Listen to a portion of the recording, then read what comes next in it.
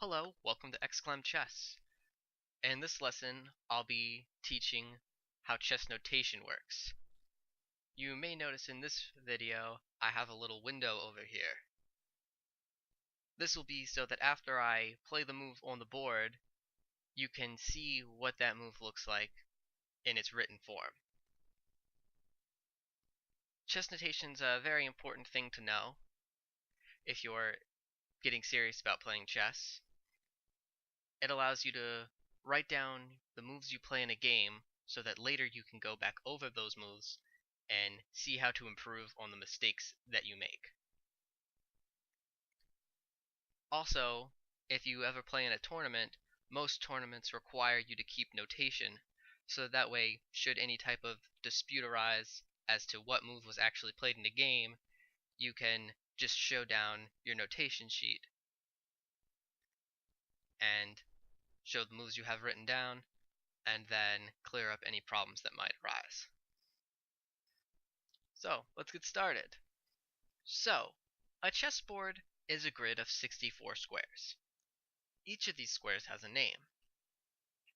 If you notice the numbers 1 through 8 going up the board, and the letters A through H going along the bottom of the board, these are what give each square its name. For example, this square here with the A and the 1 would be A1. This square here, across from the 2 and up from the B, would be B2. This square, across from the 3 and up from the C, would be C3. And so on. It's pretty easy to get, right? My personal favorite square is C4, since, as we all know, C4 is explosive. I hope someone gets that. The letter that represents the king in notation is K. So, if the king were to move, we would write down K, and then we would write down the square that he moves to. If he were to move to F1, we would write down KF1. If you'd like to take a look over here, you can see this move written down. The queen is represented in notation by a Q. If the queen were to move to A4, we would write down QA4. If you would like to look to the side, you can see this written down for an example. The bishop is represented in notation with a B. If the bishop were to move to B2, we would write this down as B to B2. For an example, look over here, and you'll see the move written down. The knight is the only piece in chess notation that isn't represented by the first letter of its name. Since K is already taken for the king, this means that the knight is represented by an N in notation. For example, if the knight were to move to C3, we would write this down as N to C3.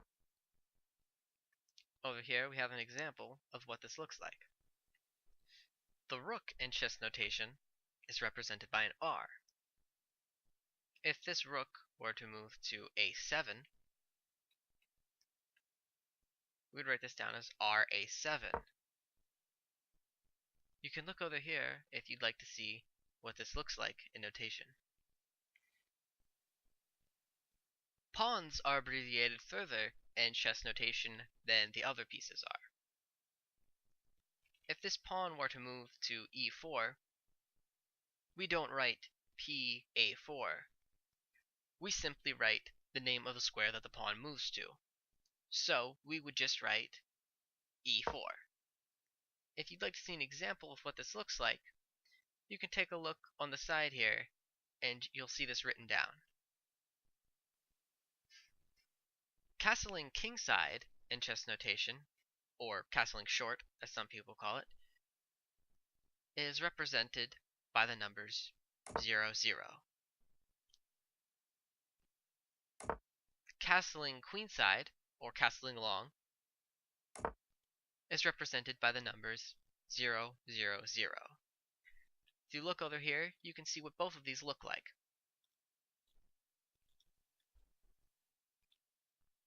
Captures are written down in notation by writing an X. For example, if this king takes this pawn on e2, we write kx e2. If you take a look over here, you can see how this is written down. When you make a move that puts your opponent in check, you write this move down as you normally would do, with the exception that at the end of the move, you write down a plus.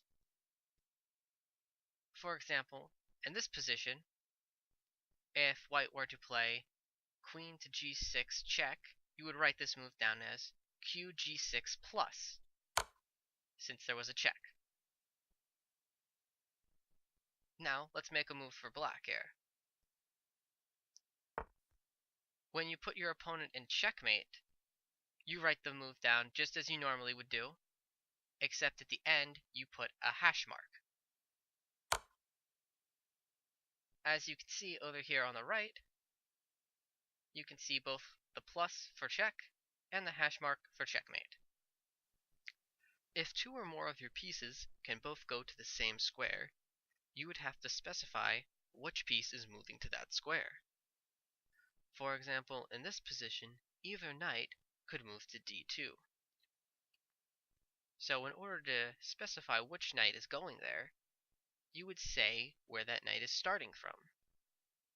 If you were to move this knight, you would say knight b, since it's on the b file, and you would say knight b d2.